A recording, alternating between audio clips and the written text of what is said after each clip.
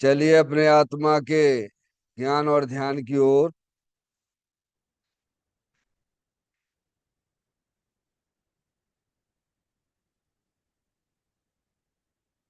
अपने चंचल मन को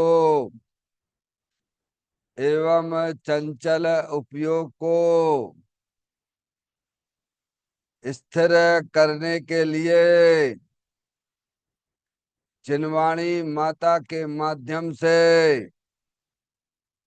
अपनी वर्तमान ज्ञान की पर्याय में सम्यक भेद ज्ञान उत्पन्न करते हुए शरीर शरीर से संबंधित जितने भी चेतन अचेतन पदार्थ हैं उनका मुझ भगवान आत्मा के साथ में किसी भी प्रकार का कोई संबंध नहीं है। इस प्रकार समस्त पर पदार्थों में अपने संबंध की वृत्ति को छोड़ते हुए अंदर में जो अखंड ज्ञान ज्योति स्वरूप भगवान आत्मा है उसमें ही वर्तमान पर्याय का संबंध जोड़ते हुए कि मेरा यह भगवान आत्मा सदा काल शरीर आदि पर पदार्थों से भिन्न प्रकट अखंड ज्ञान ज्योति स्वरूप है। ऐसा अपने आप को जानो और ऐसा ही अनुभव करो कि वर्तमान में ही मेरा यह भगवान आत्मा शरीर आदि पर पदार्थों से भिन्न एकमात्र अखंड ज्ञान ज्योति स्वरूप ही है।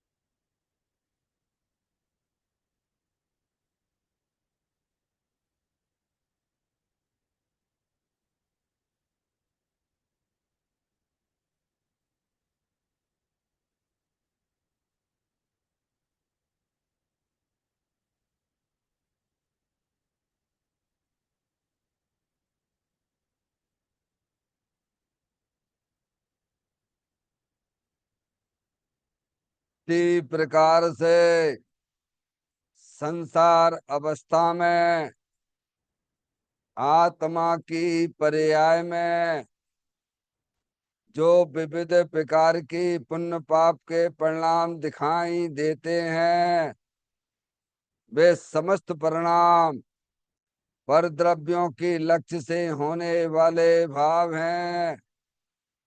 वे हमारे आत्मा का स्वभाव नहीं है।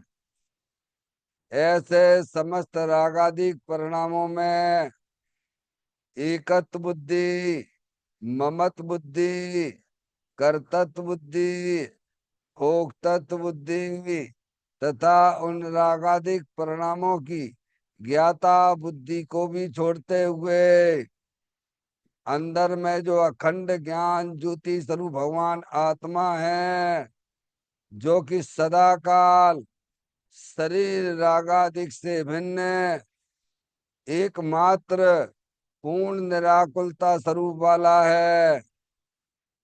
ऐसा अपने आप को जानो और ऐसा ही अनुभव करो कि वर्तमान में ही मेरा यह भगवान आत्मा शरीर रागादिक से भिन्न एकमात्र पूर्ण वीतराग आनंद मूर्ति स्वरूप है।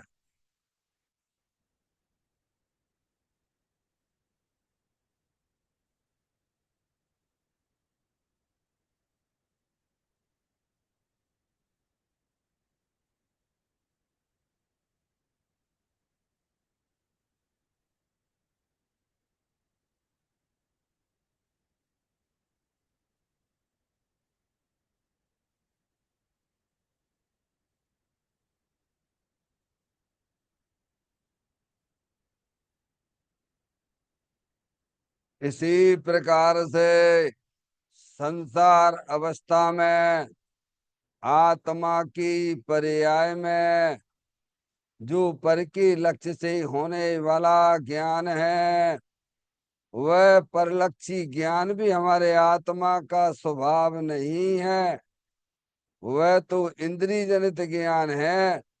इस प्रकार शरीर, रागादिक और परलक्षी ज्ञान की पर्यायों से विभिन्न मैं तो एकमात्र अखंड ज्ञान ज्योति स्वरूप भगवान आत्मा हूँ, ऐसा अपने आप को जानो और ऐसा ही अनुभव करो कि वर्तमान में ही मेरा है भगवान आत्मा शरीर, रागादिक और खंड खंड ज्ञान की पर्यायों से विभिन्न एकमात्र अखंड ज्ञान ज्योति स्वरूप ही है।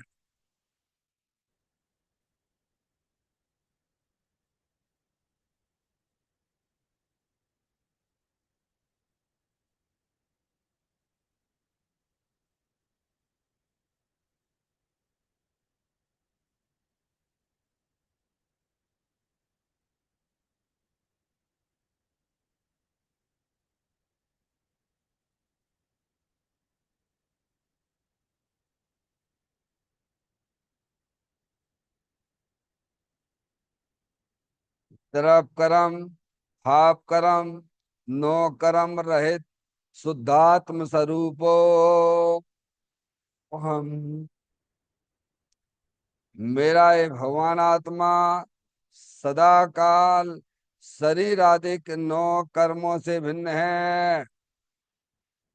मेरा ये भगवान आत्मा सदा काल ज्ञानावरण आदि 8 कर्मों से भी भिन्न है। मेरा ये भगवान आत्मा सदा काल मोह राग देश भाव कर्मों से भी भिन्न है। इस प्रकार द्रव कर्म, भाव कर्म, नो कर्म तीनों कर्मों से रहित मैं तो एकमात्र परम पवित्र शुद्धात्म स्वरूप हूँ, ऐसा अपने आप को जानो और ऐसा ही अनुभव करो कि वर्तमान में ही मेरा है भगवान आत्मा तीनों प्रकार के कर्मों से रहित एकमात्र परम पवित्र शुद्धात्म स्वरूप है।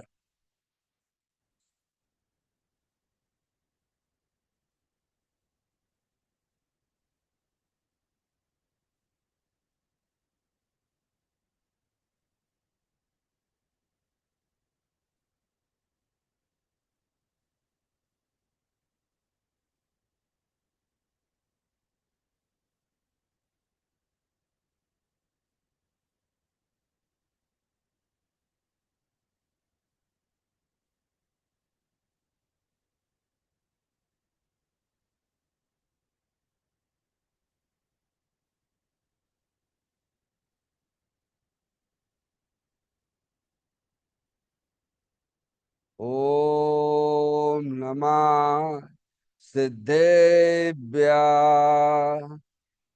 ओम नमः सिद्धेभ्य। ओम नमः सिद्धेभ्य। चिंतामणि सम स्वयं का चैतन्य तत्व महान है। निज का करूं मैं चिंतवन, निज का करूं श्रद्धान में। शुद्धात्मा ही देव है जो गुण अनंत निधान है। मैं स्वानुभव में देख लूं आत्मा स्वयं भगवान है। मैं स्वानुभव में देख लूं आत्मा स्वयं भगवान है। निम्न जान परिठिया कम कलंकिड़वी अपालद्दौ जैन परू ते परम पड़वे भी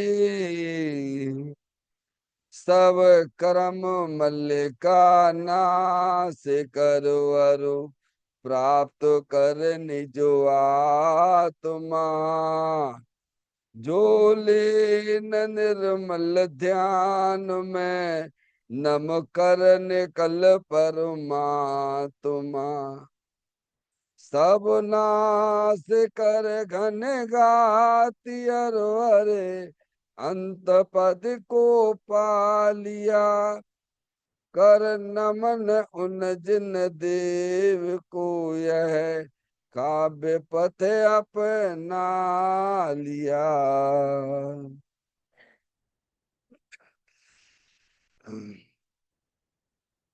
श्री योगसार जी नामक परम आध्यात्मिक ग्रंथ स्वाध्याय हेतु में विराजमान है।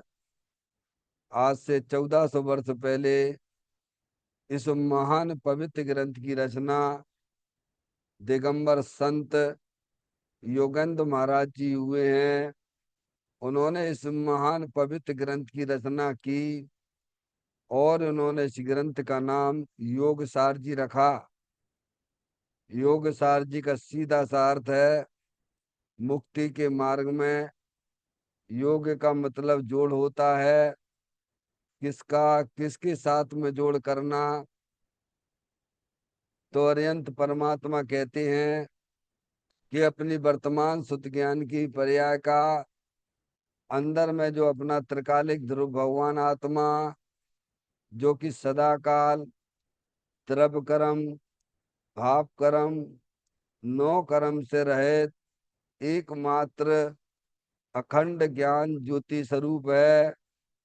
ऐसे ज्ञायक प्रभु परमात्मा में अपनी वर्तमान सुत ज्ञान की पर्याय का संबंध जोड़ने का नाम योग है, जिसे शास्त्रीय भाषा में सम्यक दर्शन सम्यक ज्ञान भी कहते हैं। और चैतन्य भगवान आत्मा में ही अपनी वर्तमान पर्याय को मग्न कराना, लीन करना, स्थिर करना उसे सार कहते हैं, यानी सम्यक चारित्र कहते हैं। तो योग सार क्या हो गया? सम्यक दर्शन, सम्यक ज्ञान, सम्यक चारित्र वाली निर्मल पर्याय, पवित्र पर्याय जो अपने आत्मा के आश्रय से प्रकट होती है, इसे यहाँ योग सार कहती है।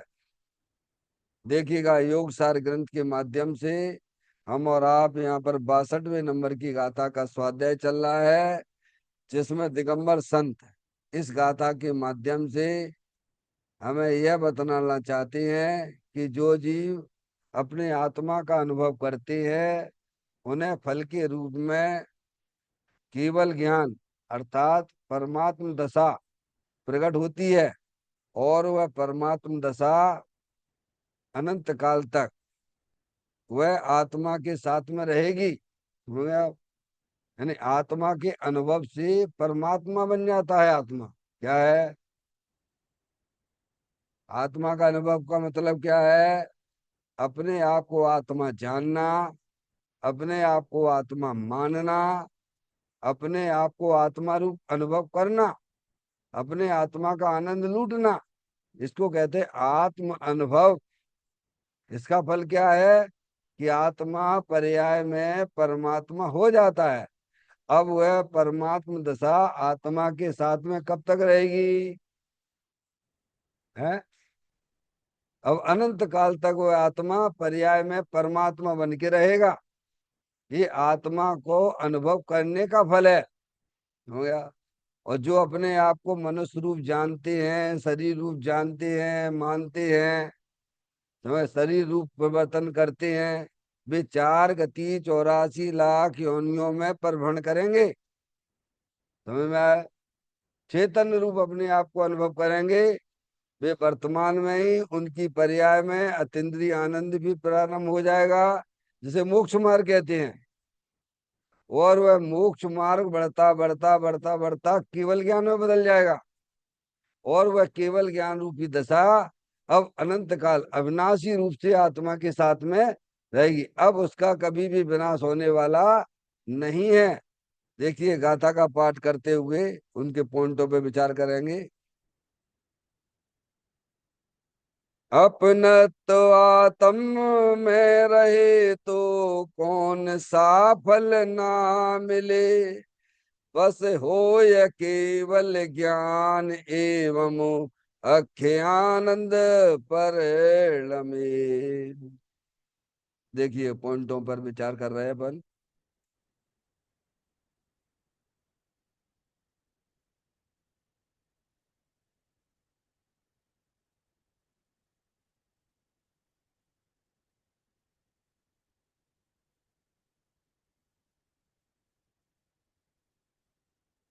कल अपन ने विचार किया था 2-3 दिन से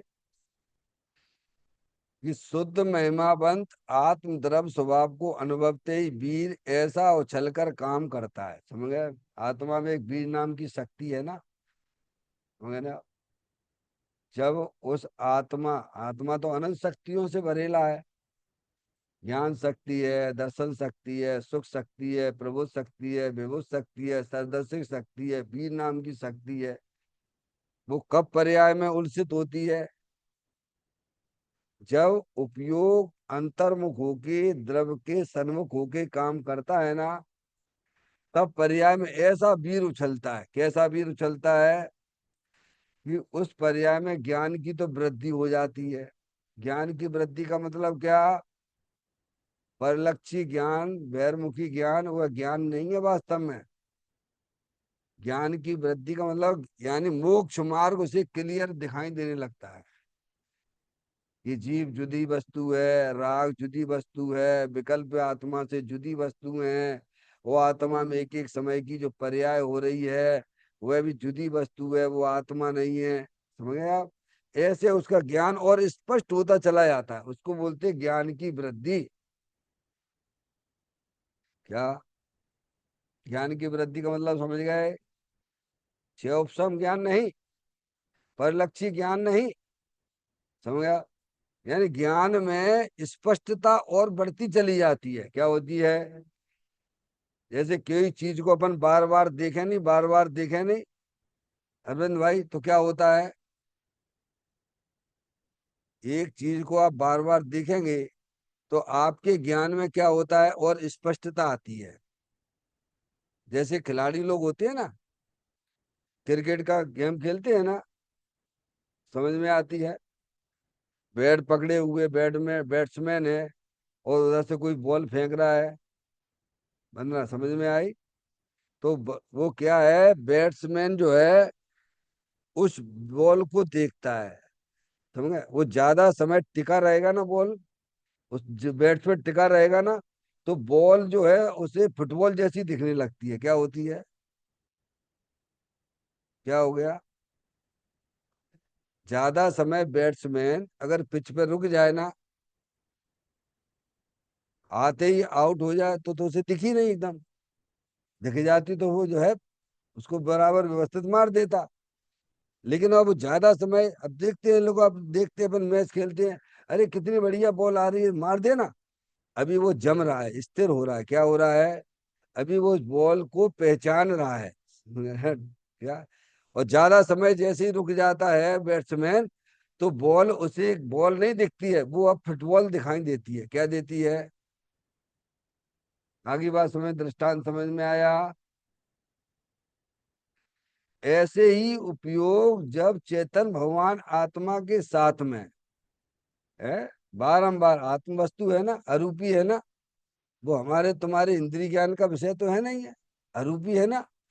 जब उपयोग हुआ बारंबार बारंबार बारंबार बारंबार बारंबार बारंबार बारंबार बारंबार बारंबार वहां काम करता है ना, तो क्या होता है फिर ज्ञान में उसमें जो है वृद्धि चालू हो जाती। क्या हो जाती है?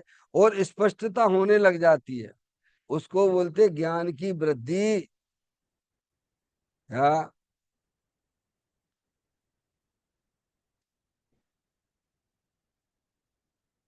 ज्ञान की वृद्धि आई समझ में, यानी ज्ञान में और स्पष्टता आ जाती है। शोपसम ज्ञान में और स्पष्टता आ जाती है कि शरीर जुदी वस्तु है, राग जुदी वस्तु दिखाई देती है, और एक एक समय का परिणमन भी अलग दिखाई देता है। अंदर एक स्थायी वस्तु जो अनंत शक्तियों से भरेला है। ऐसे ज्ञान में वृद्धि होती है। क्या होती है? वृद्धि का मतलब ज्ञान में और स्पष्टता, मोक्ष मार्ग और स्पष्ट दिखाई देता है। क्या होता है? डॉक्टर साहब थोड़ा लेट आए आप। क्या कह रहे हैं? ज्ञान की वृद्धि का मतलब समझ गए?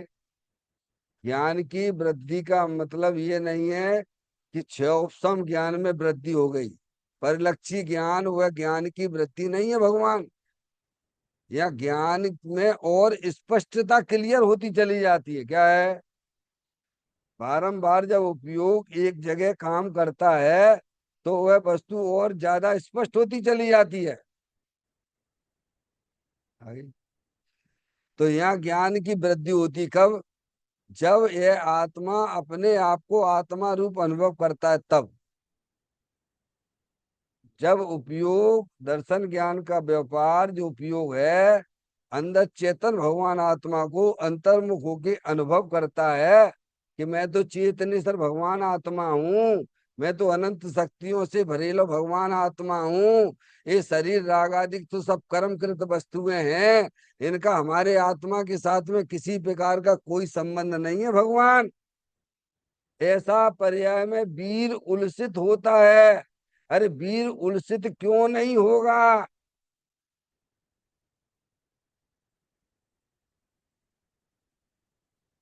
जब पर्याय द्रव्य के सन्मुख काम करती है तो वीर नाम की शक्ति पर्याय में क्या व्यक्त हो जाती, क्या हो जाती है? देखो सबके पास में है, सब आत्मा अनंत शक्तियों से भरेले हैं, लेकिन वे अपने आप को आत्मा रूप जानते ही नहीं है, अपने आप को आत्मा रूप मानते ही नहीं है, अपने आप को आत्मा रूप अनुभव नहीं करते हैं। तो शक्तियां तो वैसी की वैसी पड़ी हुई हैं। मोक्ष मार्ग का जन्म कब होता है? पवित्र पर्यायों की उत्पत्ति पर्याय में कब होती है? जब उपयोग सब परद्रव्य से सिमटता हुआ अंदर जो चेतन भगवान आत्मा के सन्मुख होके काम करता है, तब उस पर्याय में वो शक्तियां उलसित हो जाती हैं। क्या हो जाती है? आत्मा मन शक्तियां है ना, तो एक साथ उछलती हैं। क्या? हम्म? तो उसमें क्या हुआ? ज्ञान की वृद्धि हो गई, श्रद्धा की शुद्धता निर्मलता हो गई, हुआ ना?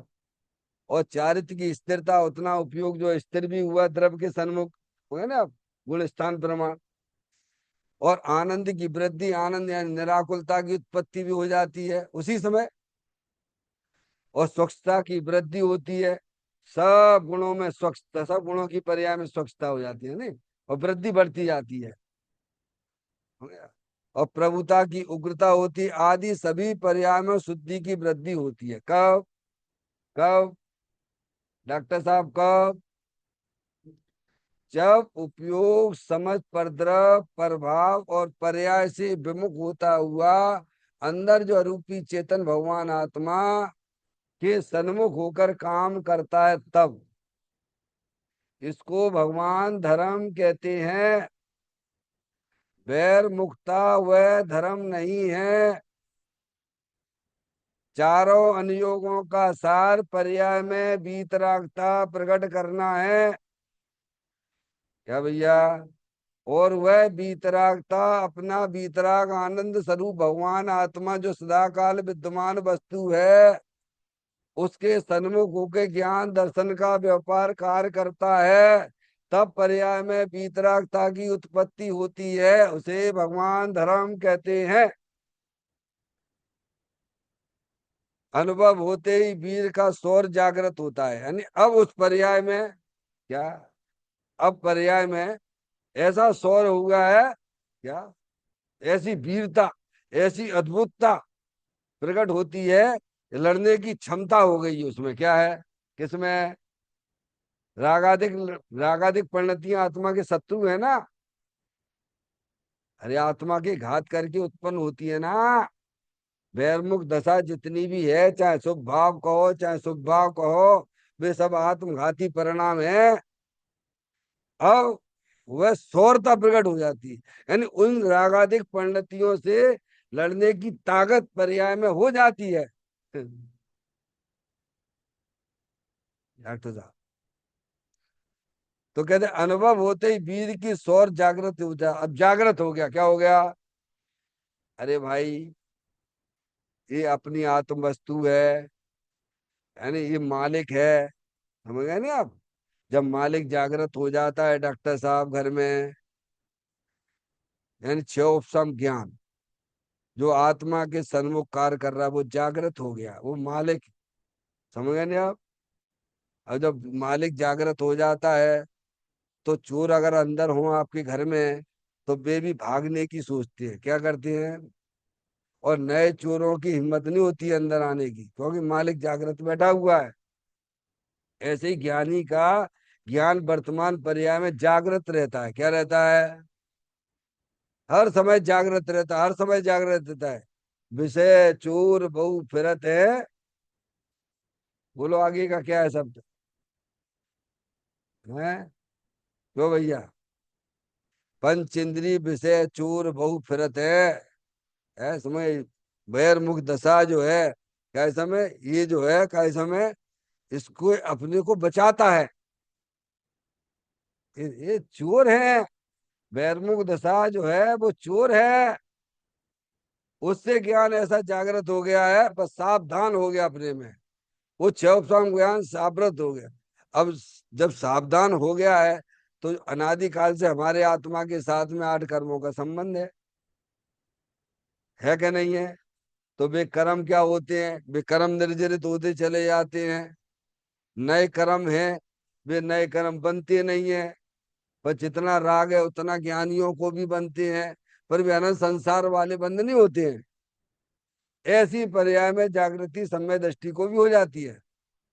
तो अनुभव होते ही वीर का स्वर जागृत होता है। अल्प काल में विकल्प तोड़कर अब उसे विश्वास हो गया है कि अब ये विकल्प जो है, अब थोड़े ही समय के बाद ये हमारी आत्मा की पर्याय में से गायब हो जाएंगे और पर्याय में अत्यंत दशा प्रकट हो जाएगी। थोड़े ही समय में तोड़कर निर्विकल्पता प्राप्त करता। एक तो लाभ ये बताया, कौन सा लाभ बताया? कि पर्याय में शुद्धि की वृद्धि हो गई। क्या हो गई? शुद्धि प्रकट हो गई। संबर शुद्धि की प्रकटता हो गई यानी संबर हो गया। और शुद्धि की वृद्धि होने लगी यानी निर्जरा हो गई। डॉक्टर साहब समझ में आई? एक लाभ तो ये बताया, और कौन कौन से लाभ हैं अब उनकी चर्चा आगे पढ़ लेते हैं अपन। अब अनुभव के अन्य भी फल कहते हैं। अनुभव होते ही पाप कर्म का अनुभाग घट जाता है, पुण्य कर्म का अनुभाग बढ़ जाता है। आयु कर्म के अलावा सभी कर्मों की स्थितियां घटती जाती हैं। जिसे मोक्ष मार्ग प्राप्त हो गया उसे संसार की स्थिति क्यों बढ़े? बढ़ती ही नहीं है, स्थिति घटती जाती है। अनुभव होते ही उसी भव में केवल ज्ञान तक का पुरुषार्थ नहीं कर सके और आयु पूर्ण हो जावे तो देव होगा, वहां से च्युत होकर उत्तम मनुष्य होगा। और एक दो भव करने भी पड़े तो भी राग की मंदता है और पुरुषार्थ चालू है। इसीलिए शुद्धि की वृद्धि करता ही रहता है। अब देखिए अन्य लाभों के ऊपर चलते हैं अपन। यानी पर्याय में निर्मलता पवित्र दशा प्रकट होगी डॉक्टर साहब, क्या मोक्ष मार्ग प्रकट हो गया। ये लाभ तो बताया उन्होंने। अब कहते हैं अब अनुभव के अन्य भी फल कहते हैं कि अनुभव होते ही पाप कर्म का अनुभव घट जाता है। डॉक्टर साहब क्या हो जाता है? देखो कितना बड़ा काम हो गया। अनुभव होते ही पाप कर्म का अनुभाग, अनुभाग किसे कहते हैं? फल देने की शक्ति। समझ ना? वो भी क्या हो जाती? घट जाती है। अब वो इतना जो है पावरफुल नहीं रहता है। अज्ञान दशा में पावरफुल बना रहता है। तो देखो अपने आत्मा का अनुभव हुआ, अंत में आत्मा की दृष्टि हुई तो मिथ्यात रूपी भी पैर मिथ्यात भी चला गया। डॉक्टर साहब फिर कौन कौन सी कसाय रह जाती हैं? 14 प्रकार के बताए ना, परिग्रह, अंतरंग परिग्रह, मिथ्यात, क्रोध मान माया लोभ, हास रति अरति, शोक भय जुगुप्सा, स्त्री वेद पुरुष वेद नपुंसक वेद। समझ में आया? तो आत्म दर्शन हुआ तो मिथ्यात्व रूपी अंधकार भग गया। क्या हो गया? मिथ्यात्व, विपरीत मानता चली गई, मिथ्या चला गया। अभी साथ में क्रोध मान माया लोभ भी है, हास रति अरति, शोक भय जुगुप्सा, स्त्री वेद पुरुष वेद नपुंसक वेद जैसी कसाएं भी हैं अभी, पर वे अनंतानबंदी संबंधी चली गई हैं। सब में से अनंतानबंदी कसाय चली गई। क्या डॉक्टर साहब? क्रोध मान माया लोभ, सबके क्रोध मान माया लोभ लगाना आप। अनंतानबंदी क्रोध मान माया लोभ, नीचे की नौ भी जोड़ते जाना साथ में, 13 कसाय है ना। क्रोध मान माया लोभ, अनंतानबंदी संबंधी, और हास रति अरति, शोक भय जुगुप्सा, इतना काम वही हो गया। अभी वे रह गई, पीछे वाली रह गई हैं। अब प्रत्याख्यान प्रत्याख्यान और संजुलन संबंधी ये 13 कसाय रह गई हैं डॉक्टर साहब। पर सब कैसे गली हैं, कैसे ढीली पड़ी हैं, जो डार्क हो रही थी वे कैसी लाइट हो गई हैं, बोलिए आप। और आत्मा को आपने नहीं जाना और बाहरी क्रियाओं से तुमने लाभ माना, तो मिथ्यात का पाप भी लगा। सबसे बड़ा पाप है शुभराग से लाभ मानना। भगवान ने तो मना किया है। शुभराग से लाभ कैसे मान लोगे तुम? आत्मा से लाभ होता है कि शुभराग से लाभ होता है? और हमने मान लिया परद्रव्य से लाभ, शुभराग भी परद्रव्य ही है तुम्हारे लिए डॉक्टर साहब। भगवान से लाभ मान लिया आपने, तो ये क्या मिथ्यात का पाप नहीं लगेगा? बोलो। अरे परद्रव्य से आप लाभ मानते हो, भगवान कहते परद्रव्य से लाभ कैसे मिल जाएगा? परद्रव्य तुम्हारी आत्मा में घुस गया क्या? द्रव्य में गया कि गुण में गया कि पर्याय में चला गया? तो तुम्हें लाभ काय का हो गया? बोलो। लाभ तो जब हो तुम्हें कुछ पर्याय में प्राप्त हो। अरे लाभ कब होगा भैया डॉक्टर साहब? जब तुम्हारे पास कछु आ जाए तो लाभ हो। अब परद्रव आत्मा में आता ही नहीं है।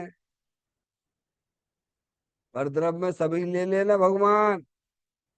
तुम्हें यहाँ शरीर को परद्रव कहा जा रहा है, तो शरीर से भिन्न जितने भी चेतन अचेतन पदार्थ हैं वे सब परद्रव हैं। और परद्रव्य के निमित्त से जो आत्मा में रागादिक परिणतियां होती हैं वे भी परद्रव्य हैं। और उनसे तुमने लाभ माना तो मिथ्यात का पाप लगा। क्योंकि उनसे लाभ कैसे हो जाएगा? आत्मा को मिलती है क्या?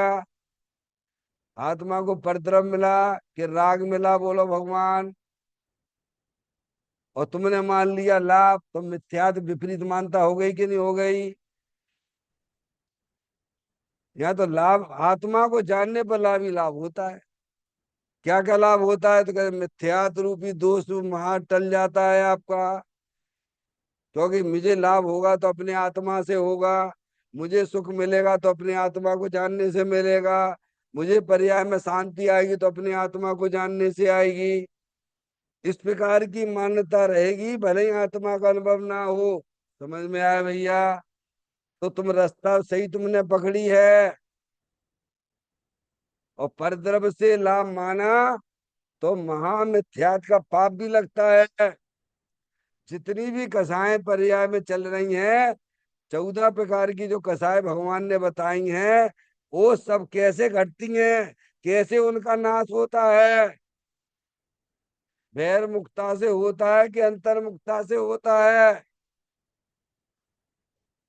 बोलो, आप बताइए आप। तो कहते यहाँ कहते अनुभव होते ही पाप कर्म का अनुभव घट जाता। लो डॉक्टर साहब, कितनी निराकुलता होगी अरविंद भैया, बताओ आप। अंतर्मुखता से कितना शांति कितनी मिलती है? बोलो आप। द्रव पर्याय द्रव्य को पकड़े हुई है ना, मूल चीज उसने पकड़ ली है ना भैया। आप समझते हो? हैं? वे अनुवाद वे उसके ढीले पड़ जाते हैं। क्या हो जाते हैं? फल देने की शक्ति है। अब वो आकुलता वैसी नहीं है। क्योंकि द्रव्य ने पर्याय ने किसको पकड़ा अंदर जाके? किसकी दृष्टि बनाए हुए है? अविनाशी वस्तु के। राग है, डॉक्टर साहब, ये तो प्रैक्टिकल करके देखने की बातें हैं। उसका फल स्वयं स्वयं के परिणामों में आता हुआ दिखेगा आप। तो कहते हैं जब अनुभव होता है, अनुभव होते ही पाप कर्म का अनुभव घट जाता है। चारित्र मोहिनी संबंधी क्या है? पाप कर्म है ना, घाती कर्म है ना, घाती कर्म। घाती कर्म की प्रकृतियां है कि नहीं है? अरे भाई, है कि नहीं? दर्शन मोहिनी और चारित्र मोहिनी। तो दर्शन मोहिनी तो विदा को प्राप्त हो गया। तो चारित्र मोहिनी संबंधी घातीय कर्म है कि नहीं है वे? पाप पुण्य भी कौन से कर्म की है बोलो भैया? पुण्य कौन सा है? वो भी घातीय है ना, घातीय कर्म है ना। पाप तो है ही। क्या? और उसका भी अनुभव। कितना मजा आता है डॉक्टर साहब, बोलो, आत्मा को जानने से भाई। है अरविंद भैया, आप तो बहुत करना नहीं के ज्ञाता है ना? ये पाप अनुभाग उनका घट गया। किनका? क्रोध मान माया लोभ, हास रति अरति, शोक भय जुगुप्सा, स्त्रीवेद पुरुषवेद नपुंसक वेद, ये इनका अनुभाग घट जाता है। समझ गए नहीं आप? वे सब ढीली पड़ती चली जाती, सब ढीली पड़ती चली जाती हैं। जो जो आत्मा जो पर्याय अपनी आत्मा का आनंद लूटता जाता है, तो वे पर्याय का अनुभाग घटता चला जाता है। डॉक्टर साहब, देशभ्रति हो जाता है, मुनि दशा, तीन चौकड़ी कसाय के अभाव पूर्व पीतराग दशा हो जाती है, संयोजन कसाय, सब घटती चली। तो घटी कैसे है ये बताओ? बड़ी कैसे थी? वैर मुक्ता से बढ़ती थी, और अंदर स्वभाव की दृष्टि करने से घटती चली जाती है। बोलो, लाभ ही लाभ है कि नहीं है बताओ आप? जब फिर उनकी पाप प्रकृतियां घटती जा रही हैं, तो कर्म भी आपके द्रव्य कर्म कैसे बनेंगे बोलो भैया? भाई, द्रव्य कर्म कैसे बनते थे? द्रव्य कर्म कैसे बनते थे? आत्मा को नहीं जानते थे, इसलिए द्रव्य कर्म का बंधन भी चलता रहता था। मोह राग द्वेष होगा ना। अब जो है, ज्ञानी को भी अभी जितना राग विद्यमान है, उतना उसको कर्म का बंधन है। पर वह बंधन अनंत संसार का बंधन नहीं है वो। वहां तो घटता हुआ है। क्या डॉक्टर साहब, अब देखना, अनुभव होते ही पाप कर्म का अनुभाग घट जाता है, और पुण्य कर्म का अनुभाग बढ़ जाता है। क्या हो जाता है? अब देखिएगा, बहुत सिस्टम बहुत बढ़िया है ये। है, हम क्या है, पर क्षेत्र में समझते, पर क्षेत्र में जो है, पर क्षेत्र में ना तो आपको पुण्य होता है, ना पाप होता है, और ना धर्म होता है। क्या? अभी की बात है, जब मैं भोपाल गया, अभी गए थे 8-10 दिन पहले, डॉक्टर साहब, तो चर्चा चल रही थी, चर्चा में बात आई त्यागी जी से, ब्रह्मचारी जी से। तो एक ब्रह्म चर्चा हुई, क्वेश्चन हमने करे। तो बोले कि अब आप तो जो है 8-10-15 दिन के लिए यहीं आ जाओ आश्रम में। हमने कि आश्रम में ना पुण्य होता है, ना पाप होता है, ना धर्म होता है, पहले ये समझना पड़ेगा। क्या समझ में आती? पहले ये समझो, आश्रम में या क्षेत्र पे आत्मा को ना पुण्य होता है, ना पाप होता है, ना धर्म होता है। पुण्य पाप और धर्म का संबंध आत्मा के परिणामों से है। पहला पाठ ये समझो। क्षेत्र तो तुमने बहुत बदले हैं। हाँ, अब लोग चले जाते, सम्मेद शेखर जी आते हैं, यहाँ जाते हैं, वहां जाते हैं, क्या करते जाके? मुझे तो ये लगता है कि जो तुम यहाँ थे शांति से, वहां जाके तुम चलते समय तुम्हें अशांति अशांति पैदा हो जाती है। अरविंद भैया, मैं तो अनुभव से कह रहा हूँ भैया। समय, वो ठीक है, व्यवहार की भाषा। वो कितनी अशांति अशांति। अगर आप शांति के लिए गए तो फिर शांति बना के रखो ना भगवान। वहां भी राग द्वेष इतना तीव्र हो जाता है तुम्हारा। तो इससे तो तुम घर में ही अच्छे थे। समझ में आया? यहाँ भगवान की पूजा कर ली, भक्ति कर ली, स्वाध्याय कर लिया भैया। है, तो कहते हैं पुण्य, पुण्य कर्म का अनुभव बढ़ जाता है। तो ज्ञानी की स्वभाव दृष्टि होने के कारण से उसको हर समय पुण्य उसके पीछे पीछे स्वभाव भागता है। हाँ, वो निरंतर 24 घंटा अभी गाथा एक आई थी, 24 घंटे, दिन रात 24 घंटे ज्ञानी भगवान की भक्ति पूजा करते हैं। 18वें नंबर की गाथा, इसी इसी ग्रंथ की गाथा 18वें नंबर की गाथा है। ज्ञानी दिन रात 24 घंटे भगवान की भक्ति करता है, ये सब सोते हुए भी।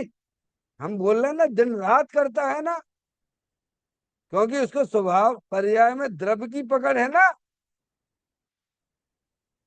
18 नंबर की गाथा पढ़िए आप उसकी। है, घर में रहने वाला सम्य दृष्टि जीव डॉक्टर साहब, और ये अज्ञानी जीव यहाँ भगवान की खूब पूजा भक्ति करता हो। मैं तो आपको दो बात बताता हूँ।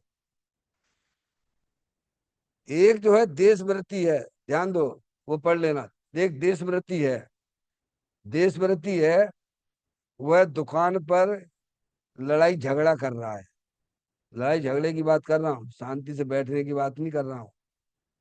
और एक सम्यक दृष्टि जीव है, सम्यक दृष्टि जीव है, वो यहाँ भगवान के सामने ऐसे पद्मासन में बैठा हुआ है।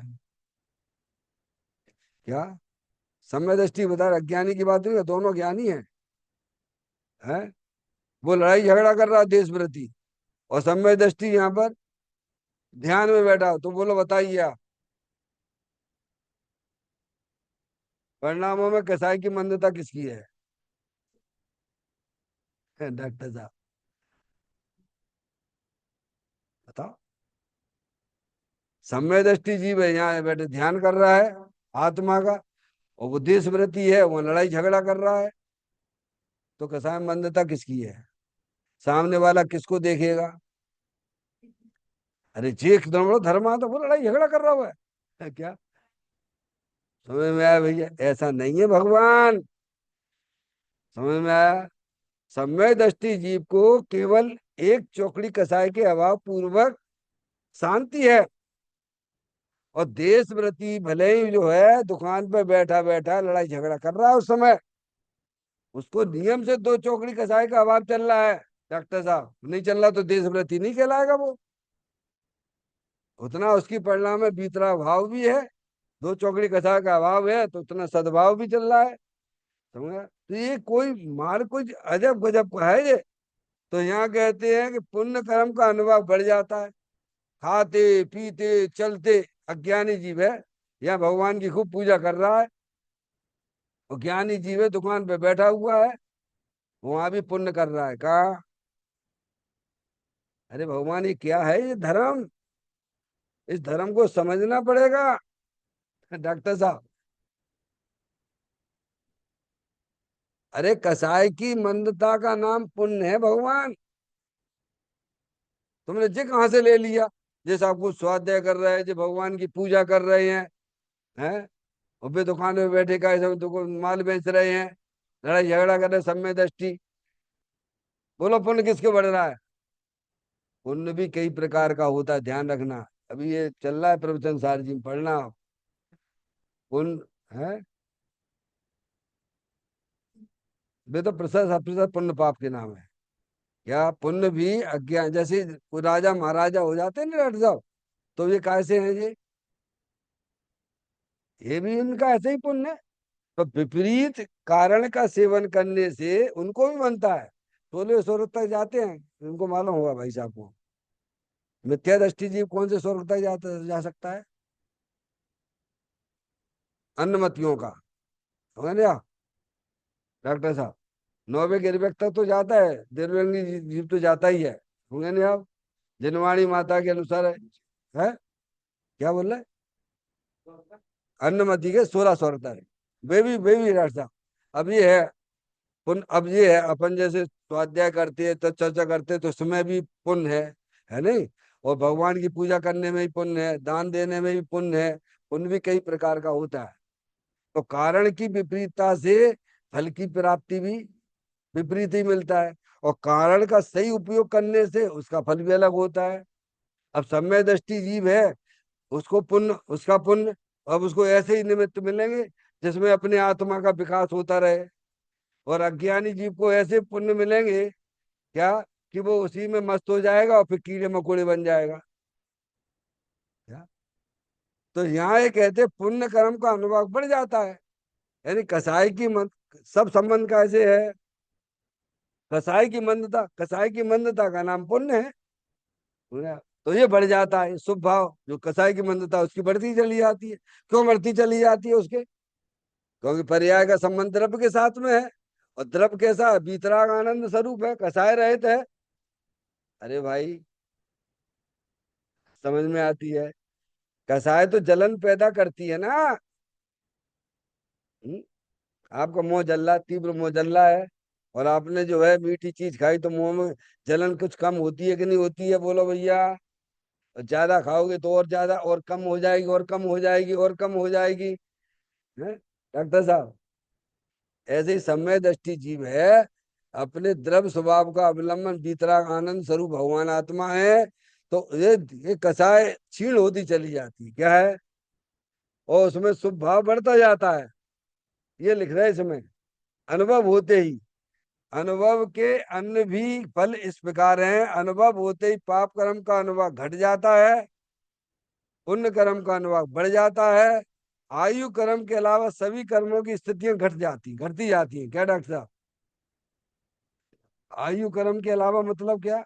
8 प्रकार के कर्म है। ज्ञानावर्णी, दर्शनावर्णी, मोहिनी, अंतराय, नाम, गोत्र और वेदनी, और आयु। तो आयु कर्म के अलावा, 8 कर्मों में एक आयु कर्म के अलावा सभी कर्मों की स्थितियां घटती आती है। सब, ज्ञानावर्णी की, दर्शनावर्णी, सब की स्थितियां कम होती आती है। डॉक्टर साहब काहे से होती हैं ये? वैर मुक्ता से हो रही कि अंतर मुक्ता से हो रही हैं? ये पॉइंट हमेशा याद रखिए। क्या? परिणामों में जो बदलाव होता है वह अंतर्मुख से होता है, वो मोक्ष मार्ग वहां चालू हुआ। तो सब आपकी कर्मों की स्थितियां अपने आप घटती चली गई। अब आयु तो जितनी बनी है उतनी ही रहेगी। देख रहे? आयु कर्म के अलावा सभी कर्मों की स्थिति घटती जाती है। जिसे मोक्ष मार्ग प्राप्त हो गया, उसे संसार की स्थिति क्यों बढ़ेगी? अब बताओ डॉक्टर साहब, क्यों बढ़ेगी उसे? उसे तो अब आगे बढ़ना है ना। नहीं बढ़ेगी, बढ़ती ही नहीं है, स्थिति घटती जाती है।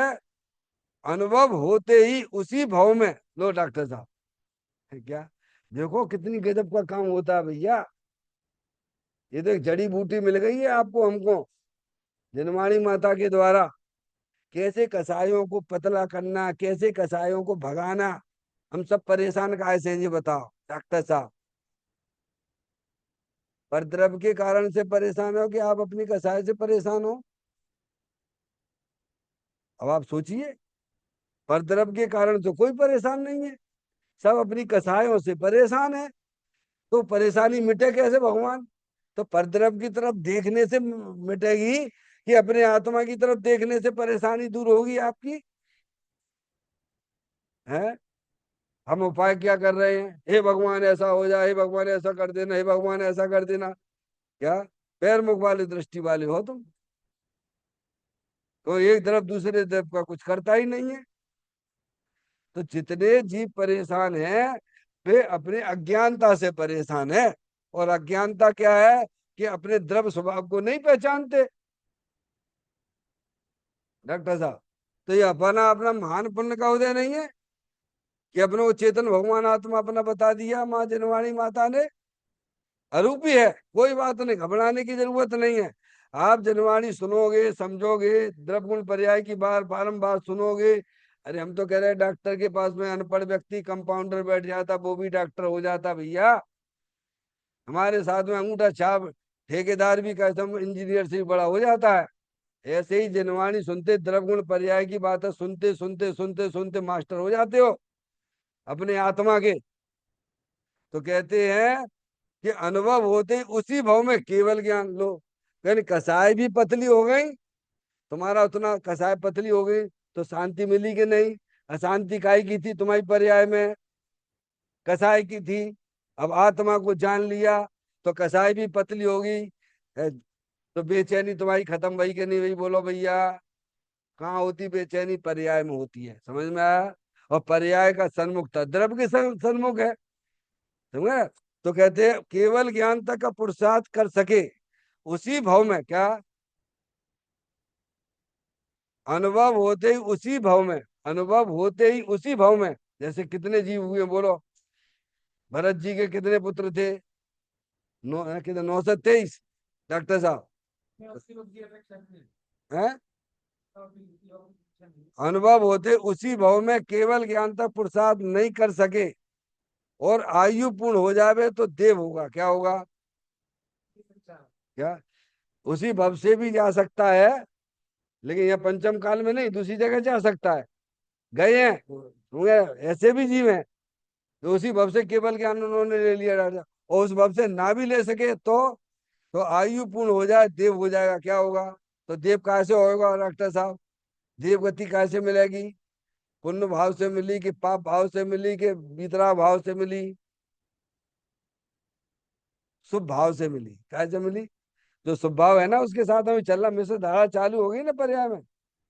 समय दृष्टि के भीतरा भाव भी परिणाम ही है और शुभ भाव भी है, तो शुभ भाव से हो जाएगा देवगति में।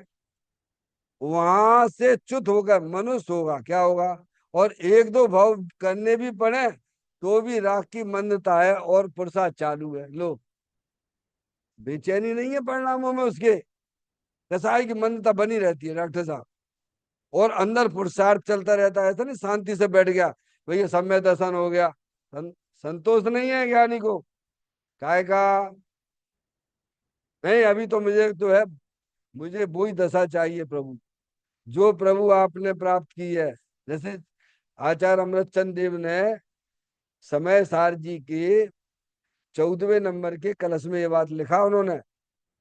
खारेपन से भरी हुई जो नमक डली है, ज्ञान भाव से भरा हुआ त्यों निज आत्म है। अंतर बाहर प्रगट तेज में सहज अनाकुल, वह अखंड चिन्ह में चिद घन हमें प्राप्त हो। क्या हो गया? भावलिंगी संत भी रहती है, उनको वह राग अखड़ता है, तो संतोष नहीं है, उसको भी पर्याय में रखना नहीं चाहते हैं वे जानते हैं मिटेगी ऐसे ही। अब अपने द्रव स्वभाव का ज्यो ज्यो आनंद लेते रहेंगे ऐसे ही होगा, ऐसे ही आगे बढ़ेंगे। तो कहते हैं राग की मंदता है और पुरुषार्थ चालू है कहाँ? परिणामों में। इसीलिए शुद्धि की वृद्धि करता ही रहता। क्या करता रहता है? पर्याय में पवित्र दशाएं बढ़ती रहती बढ़ती रहती बढ़ती रहती डॉक्टर साहब। अंदर ही अंदर परिणामों में डेवलपमेंट चल रहा है। काय का चल रहा है? पवित्र पर्यायों का चल रहा है। और अज्ञानी की पर्याय तो अज्ञानी के पास में भी है, पर उसमें काय का डेवलपमेंट चल रहा है? बोलो। है मोह राग द्वेष का, तभी तो लिखा हो ना। वो आप श्रीमद राजचंद जी का है ना ये। लक्ष्मी बड़ी अधिकार पर बढ़ गया क्या बोलिए, संसार का बढ़ना रे नर देय की ये हार है। क्या? अब मोह राग देश में बढ़ते जा रहे, मोह राग देश में बढ़ते जा रहे, तो तुम्हारा संसार बढ़ रहा है।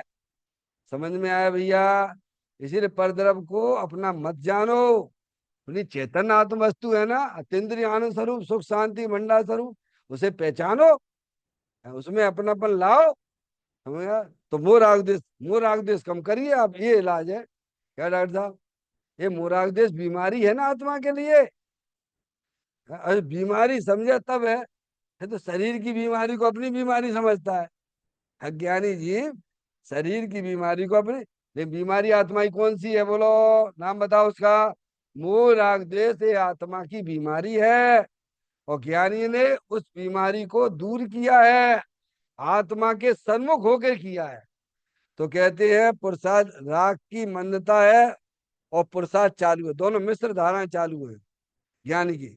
पुरुषार्थ में वीतराग दशा लेना और राग की मंदता में राग की मंदता में शुभ भाव लेना। इसीलिए शुद्धि की वृद्धि करता ही रहता। क्या? इसलिए वो वहां लिखा जो है आपके समय सार नाटक में, पंडित बनारसी दास 450 वर्ष पहले लिखा। क्या वेद ज्ञान साहू भयो समरस निर्मलनी, धोबी अंतर आत्मा धोबे निज गुण चिर। हमें इस बात का ध्यान रखना चाहिए, हमारी आत्मा में कैसे हम रागादिक परिणतियों से बचें उसके लिए भगवान ने विधि बताई है कि अंदर चेतन भगवान आत्मा वीतराग आनंद मूर्ति स्वरूप है, सुख शांति के भंडार स्वरूप है। उसका ज्ञान करो, उसका परिचय करो, उसकी दृष्टि करो, उसका अनुभव करो, तो पर्याय में होने वाली सारी आकुलताएं जो अन्य ज्ञानियों ने किया है वह काम हम आप सब भी कर सकते हैं। चैतन्य काय स्मरण प्रति क्षण करो रे, भवि के अनंत दुख को पल में हरो रे, अक्षय अनंत निज शोक निदान पाओ, गाओ अरे नित इसी के गीत गाओ, गाओ अरे नित इसी के गीत गाओ। 9 बार नौका मंत्र का